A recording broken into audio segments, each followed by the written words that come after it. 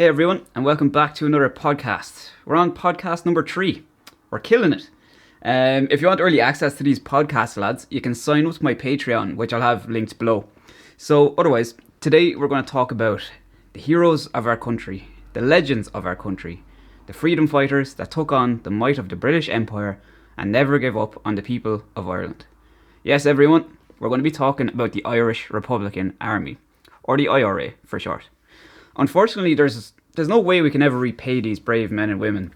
I guess the only way we can show our respects is by learning about their endeavours and keeping their names and their stories alive so that these heroes are never forgotten about. So first of all, let's talk about the origins of the name Irish Republican Army, right? I think most people associate the name IRA with the War of Independence from 1919 to 1921.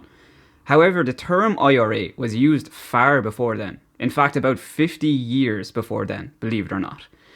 The name Irish Republican Army, or IRA, was used not in Ireland. It was actually used across the pond in the United States of America back in the 1860s. The Irish Republican Brotherhood, or the IRB, had a sister organisation in America called the Fenian Brotherhood. And the Fenian Brotherhood was formed in 1858 by an Irishman called John O'Mahony. In June 1866, the Fenian Brotherhood in America rounded up roughly about 1,000 to 1,500 men, a lot of whom were veterans of the American Civil War. Their objective was to take some Canadian territory and use it to bargain or exchange that territory with Britain for Irish independence. And unknown to many, those Fenians in America actually had this little bronze badge on their shoulders, and that little badge had the letters IRA engraved in it, the Irish Republican Army. The term IRA was also used back in the times of the 1916 Easter Rising, believe it or not. I know when we're talking about the 1916 Easter Rising, we usually break down each group under their official titles, like the Irish Volunteers, the Cumann na Man, Irish Citizens Army, and so on. However, there are diary entries from Joseph Mary Plunkett referring to every group as a whole under the IRA name. So it's actually such an interesting thing. I, for one, for most of my life, would have referred to the Irish War of Independence volunteers as the IRA, and that was it. I would never use the term IRA for any other group pre-1919, but the name was definitely there. So, speaking of the Irish War of Independence, where we most relate the name IRA to, let's chat about that. The War of Independence was a period like no other in Ireland, as you might know, most obviously because it was a war.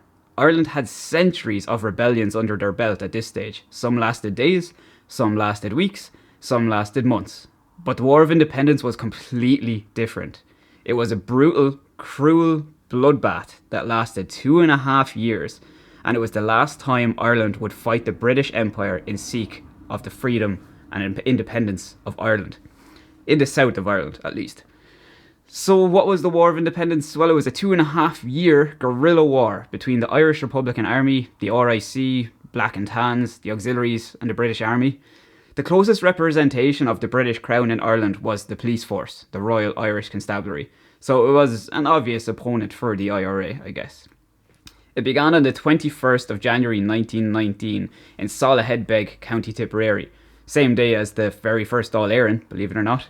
8 Irish volunteers, including big names like Dan Breen, Seamus Robinson, Sean Tracy, Sean Hogan. The lads waited 6 days in a field for some RIC constables to pass. The RIC men were delivering gelignite from Tipperary town to Soloheadbeg Quarry. On the 6th day, 2 RIC men arrived with a horse and cart loaded with 3 boxes of gelignite. They were shot and killed by the IRA. The IRA took the gelignite and the horse and cart and immediately went on the run. And this was the very first ambush that kicked off the War of Independence. And actually, a police note went out for Dan Breen with a £1,000 reward for his capture. This is the exact kind of fighting that the IRA would pursue throughout the war. Guerrilla tactics. They had a severe lack of arms and ammunition, so ambushes were the perfect way of giving them the upper hand on the RIC. They could strike them without them even knowing about it. Tom Barry, leader of the 3rd West Cork Brigade, would refer to these kind of attacks as ditch-of-the-road fighting, which was the perfect description, really. The IRA would generally hide in a ditch or on the top of a hill with the cover of ditches and shrubbery, and then attack the British forces. By 1920, as the IRA gained some experience and some knowledge on how they can better their chances of defeating the Crown forces, they came up with an even better idea. They would form their men into units that were constantly on the move, walking 10 to 15 miles a day, so they could attack an enemy in one area and immediately disappear. By the time the RAC had gotten notice that there was an ambush after taking place, the IRA would be completely gone from the area. These were known as active service units, or a more commonly used name would be the IRA flying columns. A flying column was an efficient, disciplined, well-groomed, compact, swift-moving body of men that were constantly on the move. They could strike the enemy at any place and any time, when they least expected it and where they least expected it. And I think that's a pretty good description of what the IRA were back in this period. Efficient, disciplined, well-groomed, compact, swift-moving. And you might be thinking, well-groomed? What does that have to do with anything? Well, every member of a flying column would keep a razor and a toothbrush with them at all times. Cleanliness was of huge importance to be a member of a flying column. The black and tans and auxiliaries could tell a flying column member a mile away otherwise. These men weren't home for days or even weeks, sleeping in cattle sheds, using an old newspaper as a blanket, and eating was a novelty to these lads at most of the time. If a member of British forces saw some scraggly, rough-looking man walking through some rural back roads of Ireland, he was a prime suspect for them, and they would assume that he was in a flying column. Hence why cleanliness and being well-groomed was incredibly important for these flying column men. So next, let's chat about the weapons the IRA had at this time. So as we said before, arms and ammunition were severely lacking. Shotguns were a common weapon due to their use on farms. The best weapons the IRA had generally were obtained from raiding RIC barracks and from ambushing black and tans and auxies.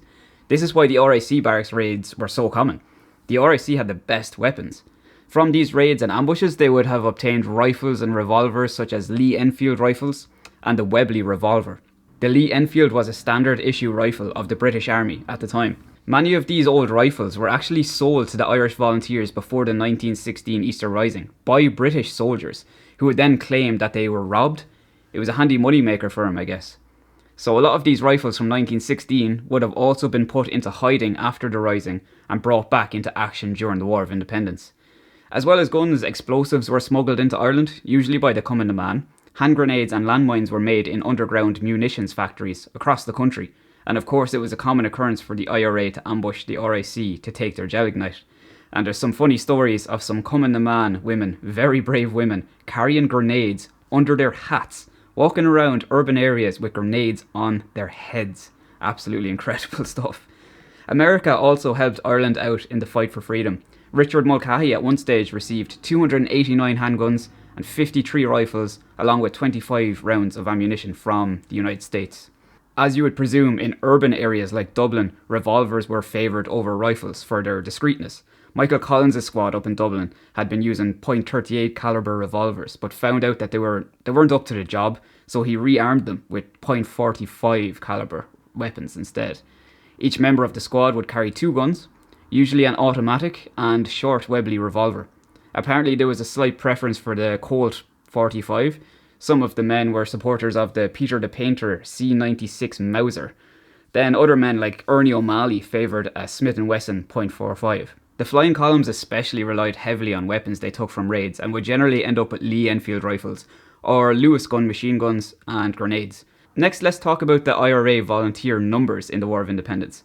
So by the time of the truce in July 1921, there was approximately 65 brigades and 297 battalions of the IRA in Ireland, with a strength of over 115,000 volunteers.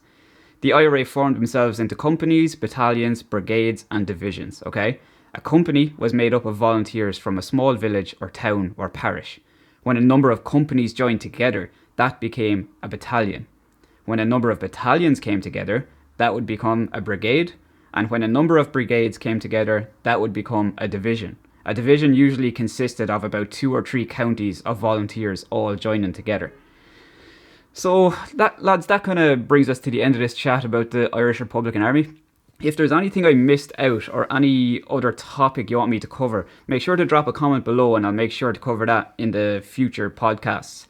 Otherwise, I hope you enjoyed it and it was beneficial to you. If you want early access to these podcasts, lads, make sure to sign up to the Patreon, which I'll have links below. And that's it for me. I'll chat to you later. Hope you're having a great day. See you soon, lads.